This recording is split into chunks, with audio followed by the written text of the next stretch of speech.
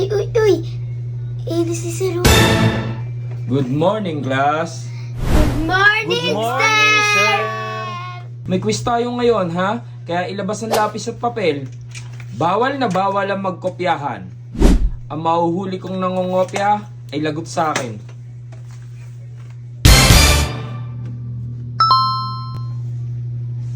Uy, bawal daw mangopya. Susumbong kita kay sir. Isa pa.